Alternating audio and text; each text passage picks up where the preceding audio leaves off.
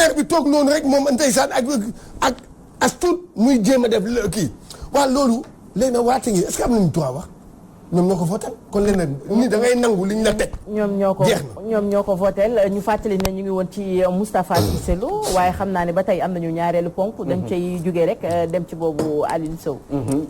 C'était. Guy Marius Sagna. waaw Guy Marius Sagna. jot nañ ci xaw a laal tuuti. ci turam parce que du doon lu mën a ñàkk. bi la rek Guy Marius Sagna ndax mooy li nga doon wax rek. est-ce que sénégalais yi dañu lâche. lâche ni ñu koy waxee ci olof. loolu day métti na de loolu war nañu ko seetaat parce que seet naa ko ba sonn est-ce que sénégalais yi dañu lâche. est-ce que mais nan ngeen mënee seetaan yéen Guy Marius Sagna muy nekk ci kaso bi parce que simplement dafa jóg. pour dem ne moom électricité bi gars yi di yokk metti na te sonn nañu nee na du àndu ci tey àndu ci ëllëg dina dem jàkkaarloo ak waa kër Macky Sall ci kanamu palais ba pour wax leen ko ba ñu gën ko dégg ñu xam ne naxarul nañ ko ba ci kanamu yàlla waaw léegi kooku dañ ko téye toroxal ko tëj nañ ko kaso démb 8 heures lañ ko convoqué ci suba 8 heures ci suba man xaw ma Guy Marius Sagna man mosuma ko jox loxo pour mu leer waaye doomu Sénégal te ñun ñëpp ñoo bokk dëkk bi. te dafa nekk ci yoon boo xam ne yoon bu jub la parce que dafa jóg ne moom dafa jóg pour défendre les Sénégalais par rapport ak hausse électricité bi nee na da koy naqarloo Sénégalais yëpp wóor na ni ñëpp naqarloo ko dem jàkkaarloo pale ñu koy toroxal démb convoqué ko 8 heures 17 heures lañ leen téye yooyu yëpp c'est pour wàññi leen. pour entraver seen dignité. te doo xam ci yan situation la ñuy toogee. les conditions lañ leen di toogalee. ni ñu leen di wàññee psychologiquement. kooku mérité wul loolu. parce que kooku intérêt sénégalais yi lay défendre. pourtant au même moment quelques mois avant. mais waa kër Aliou Sall yi mais ñoom mais kii waxu Sénégal sax la intérêt sénégalais. mais ñëlee xam nga lan lañ doon défendre. benn li doon défendre nee nañ kooku dafa war a nekk député. waaw décision boobu mu jël. voilà nee na Aliou Sall la ñuy défendre parce que Macky Sall moo ne Aliou Sall amul droit nekk ci liste yi. ci élection législative Aliou Sall warul nekk député. ñoom ñu ñëw taxaw Macky Sall génnoon na sax foog naa jour boobu. ba di leen ziar noonu tuuti saafoonteeg ñoom ne leen bon ben je vous comprends mais décision bi jël naa ko parce que xam naa lan moo tax ma jël ko machin bi jël sama rakk la et cetera. après ñoom noonu la ñu demee ay Ndiaga Ndiaye la ñu ñëwee bu biir palais ca buntu ba. saccagé kanam palais Macky Sall génn. ñooñu ana gis ngeen wax leen génne leen ma si ñaar ñett ñoo xam ne ñu ngi ci kaso bi. ñaar rek parce que xëy na bari nañu woon ndax ay Ndiaga Ndiaye la ñu ñëwee woon. ñii matuñu woon sax 50. waaw ñooñu anañu génne leen ma ñaar wala ñett ñoo xam ne ñu ngi ci kaso bi.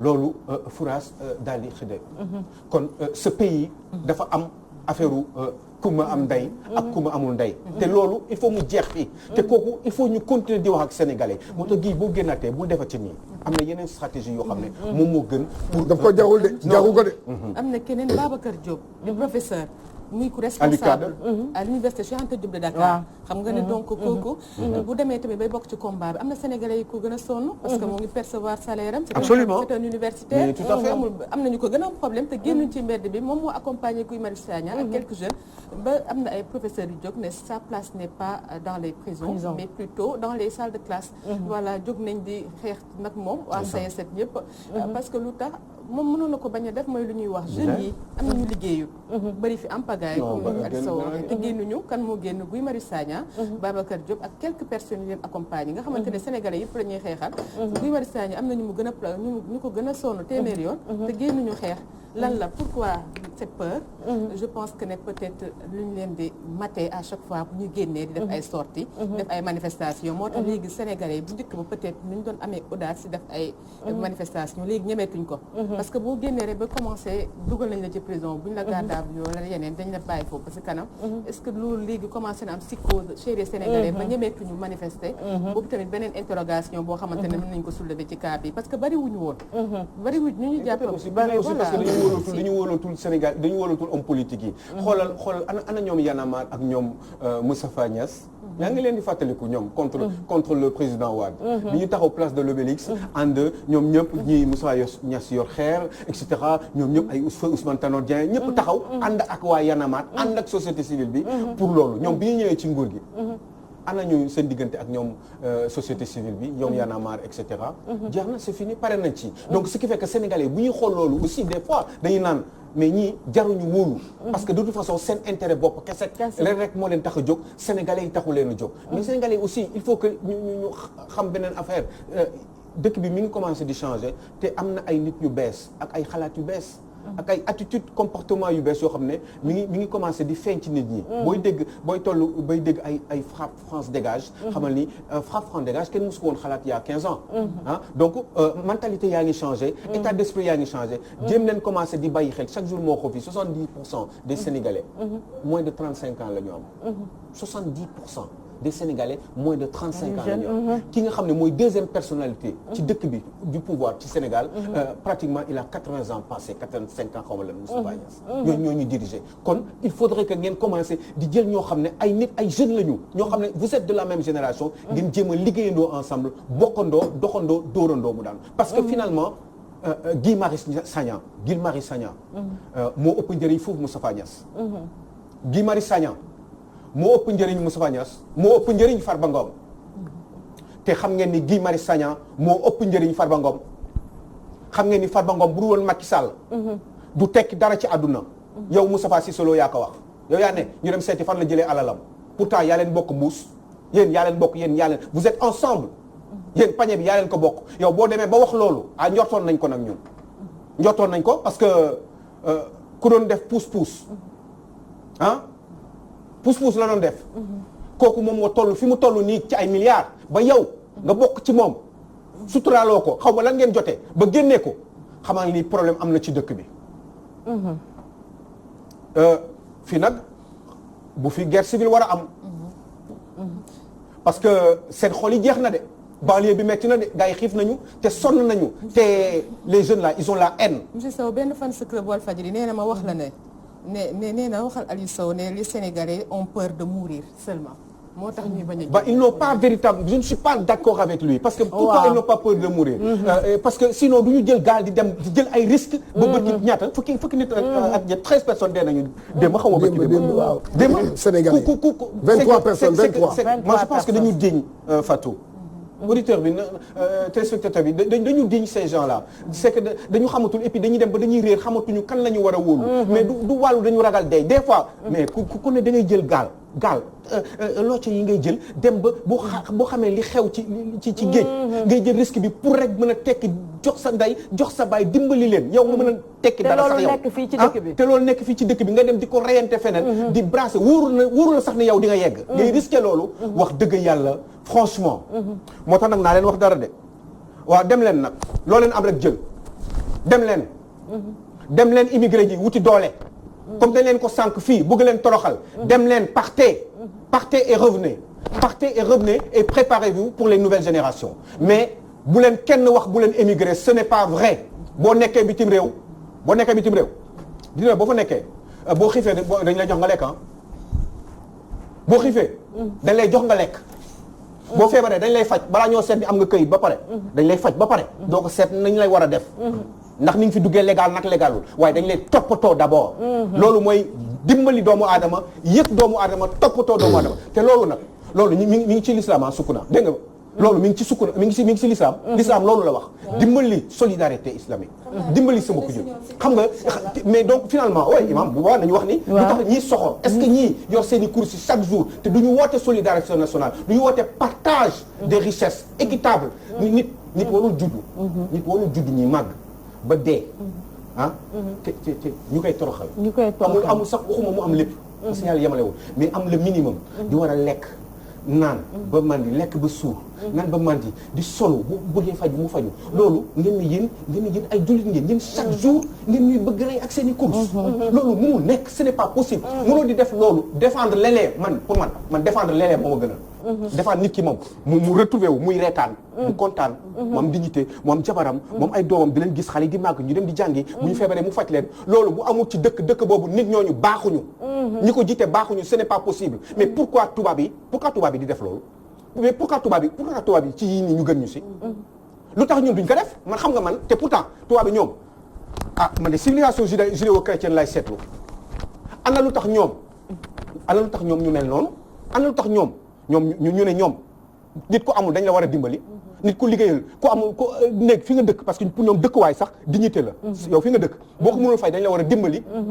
wutal liggéey nag di la former pour nga mën a am liggéey après. waaye en attendant boobu noonu. comme yoroo dara dañ lay fayal yow fi nga dëkk.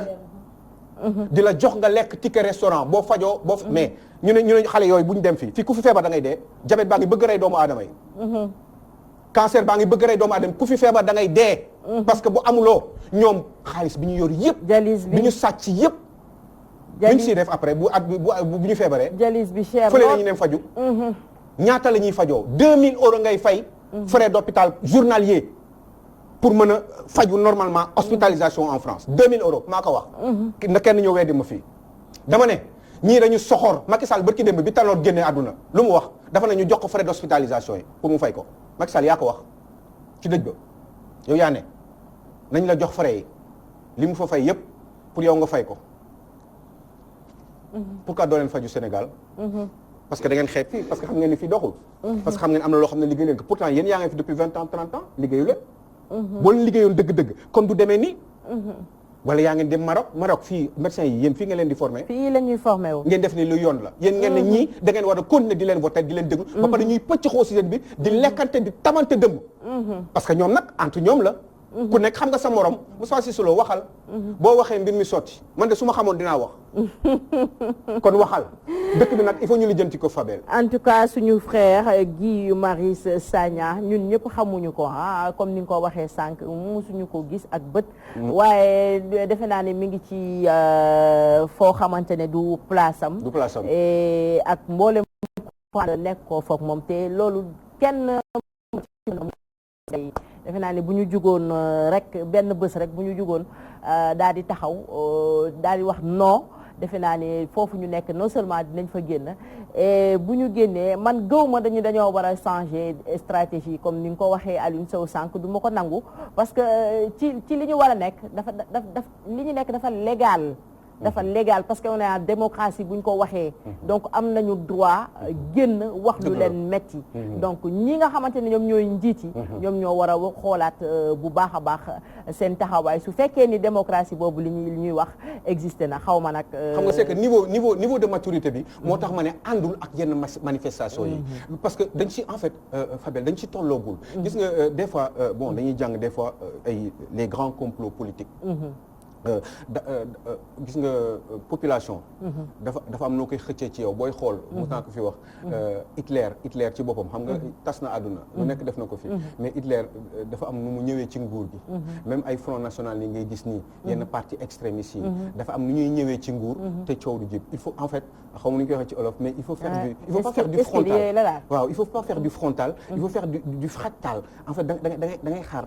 di ndànk da nga jékki di garab gi ne fës daanu. xaw ma na xam nga li nga wax.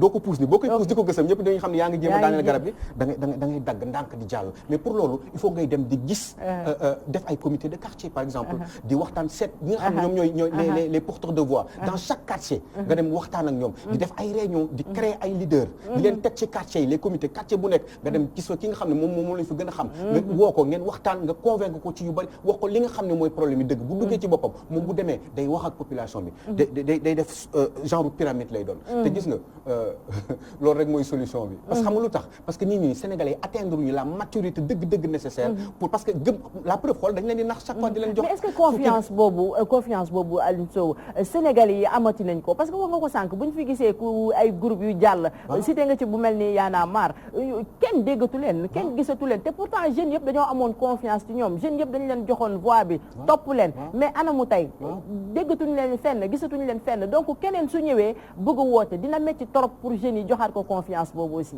waaw xam nga lu ko caa doon wax tenter chance il faut ñuy foofu yàlla rek moom moo xam xëy na à part bu weesoo xanaa di ñaan yàlla. ñu dimbali ñu jox ñu njiit bu baax koo xam ne mënuñu suqali une sorte de messie quoi. kii koo xam ne daf ñuy dimbali rek suqali ñu jàppale ñu rek ñu jëpp topp si. mu ñëw rek doon nit ku baax jóg rek pour Sénégal. loolu buñ ko amee xëy na baax na waaye dañuy essayer il faut ñu essayer mais li gën a faciliter loolu mooy démocratie il faut ngeen di changer ñuy changer di gaaw a dàq bul gaaw a téye dëgg bu démocratique dëgg dañ toll ci benn niveau boo xam ne Fabel yow war nga mën a doon président de la République nii yow Fabel nga liggéey ba sa mandat jeex élection jot kenn du la voté la nga laajte lan moo tax voté luñ la ñu ne la ñu ne dañu xalaat ni Fanta Soukouna bu ñëwee dina def li gën yow li nga def loolu moo tax ñu jël ko waaye yow ñu ngi lay sant di la gërëm boulevard sàngam sax dinañ la ko tuddee dinañ la sargal ba sa retraite ba yàlla na yéex ba nga fi gën a génn àdduna danañ la toppatoo waaye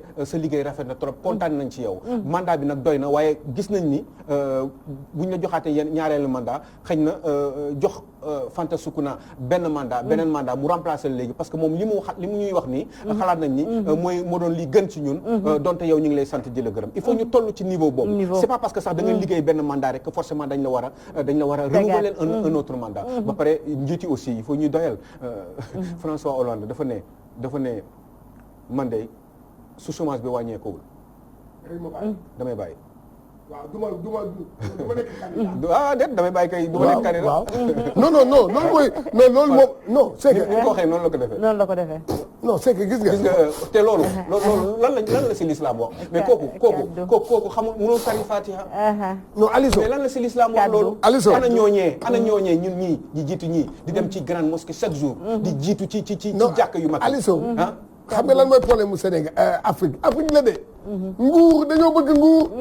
léegi loolu xoolal Guinée Conakry. nit ki toog rek. mu naan non day changer constitution bi. ñoom léegi noonu la. gis nga am na ñoo xam ne bu ñuy wut nguur nii bu ñu koy wut nii. non lépp lañ lay dig. mais bu ñëwee ba dugg ci.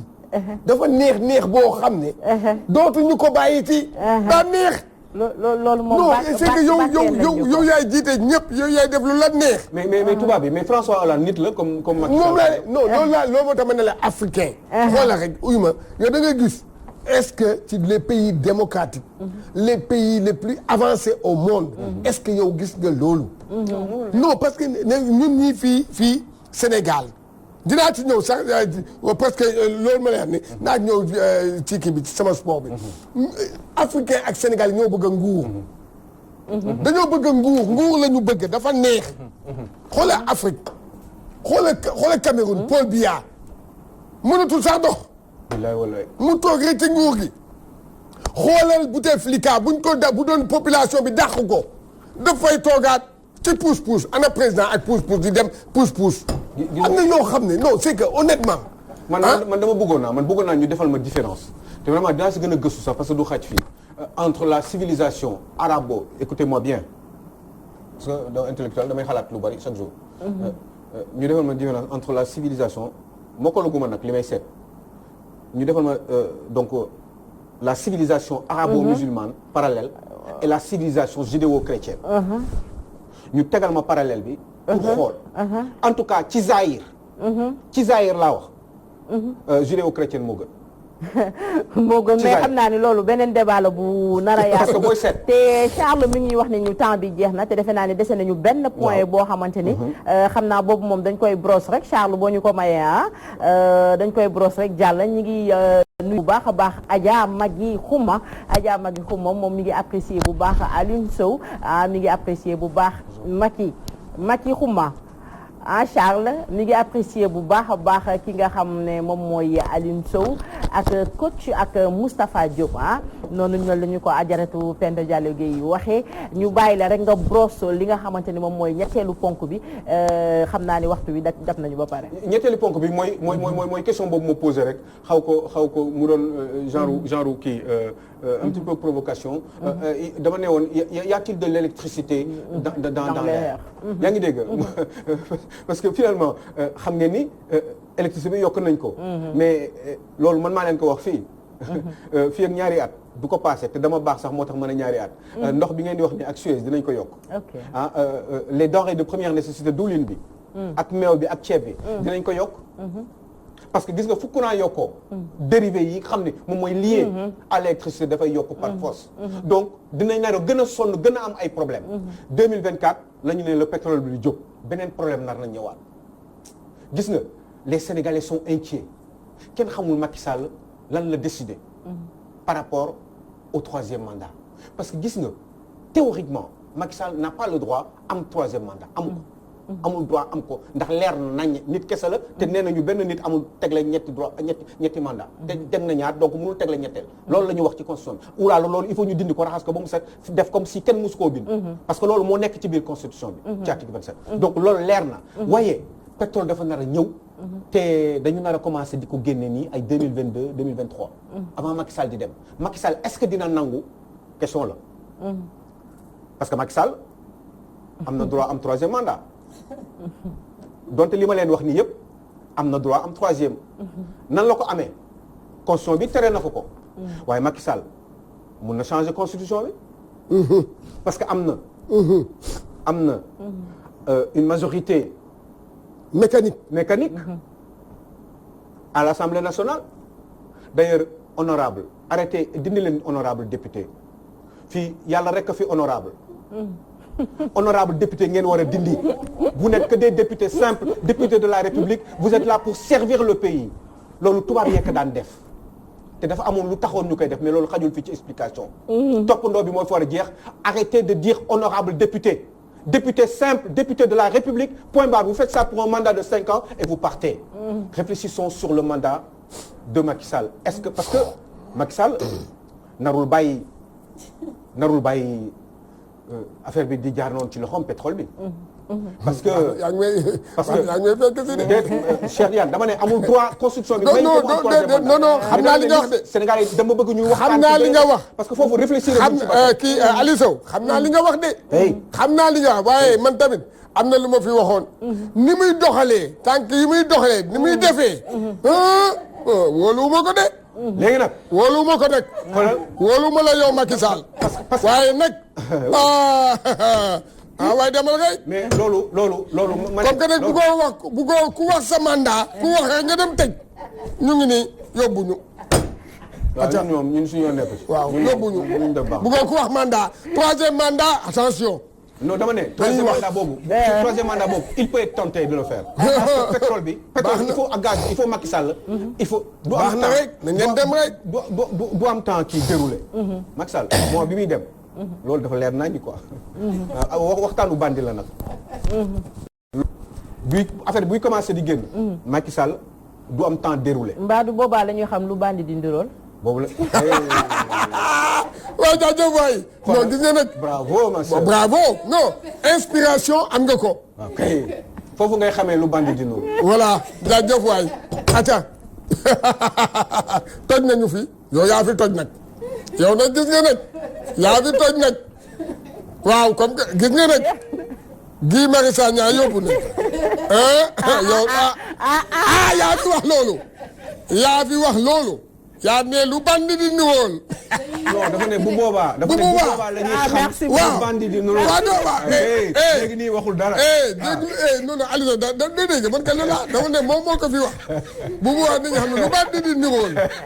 yow la nekk. Fabel ñu dem rek. baax na man de gëm naa ne bu may demee dig ma topp dig ma gunge de. dig ma gunge sax. kan dig ma gunge. yow Sénégal yi gisoo Guy Marius Sagna xeexal nañu. mais moomu dem dugg ñun ñu toog. ñun ñëpp ñu toog. xam nga nag bon ku fi dem ñu bàyyi la nag xam li ñu lay wax. dañuy dem uti kii permis de visite ñoo ne ñoo ci gris bi waaye muñal loolu lañ lay wax de. mais naa wax moo gars yi xamoo Sénégalais yi mais des fois nag honnêtement juste une parenthèse. des fois bon c'est vrai qu'on en rigole comme ça. mais des fois man de personnellement du c'est pas parce que dama bëgg dem kaso wala yooyu. kaso yàlla ci yàlla musal mais dama ne des fois nga nekk kaso. sax mooy gën parce que yu bari dootoo ko gisati sa xol bi du bon parce que des fois tu peux être libre comme ça ci biti. mais chaque jour nga yëg lu raw kaso. ndax métti chaque jour nga gis xoolal ci mbedd bi ci télé bi. xoolal xale yi. xoolal les gens qui souffrent les gens qui ont fait. xoolal les handicapés yi xoolal 800 millions. la Ablaye Wade dépensé pour kii wu handicapé bi hôpital handicapé bi nekk Kaolack. ak ñoom Ansoumana Dione 800 millions. Ablaye Wade ne ko yow lan nga soxla mu ne ko hôpital laa bëgg Ablaye Wade jox ko 800 millions ñu tabax affaire bi. tabax hôpital bi. Macky Sall bi mu ñëwee. dafa tëj hôpital boobu. handicapé mentaux yëpp Sénégal gis nga ñiy traîner fii. barki dem Ndar lan moo fa xew. benn handicapé mental moom moo dee ci ay mbalit. waaw yooyu boo nekkee kaso est-ce que di nga ko gis. defe naa ni xanaa da nga mën a muñ sax parce que foofu au moins doo dox di daj. Ça fait très mal. C'est un pays de mauvais. C'est un pays d'hypocrite. C'est un pays de menteurs. C'est un pays qui doit changer. Et il faut une nouvelle génération. foofu yaa ngi soulever problème mu continuité ci côté état bi mu nekk lu am solo waaye waxtu wi daf ñëw.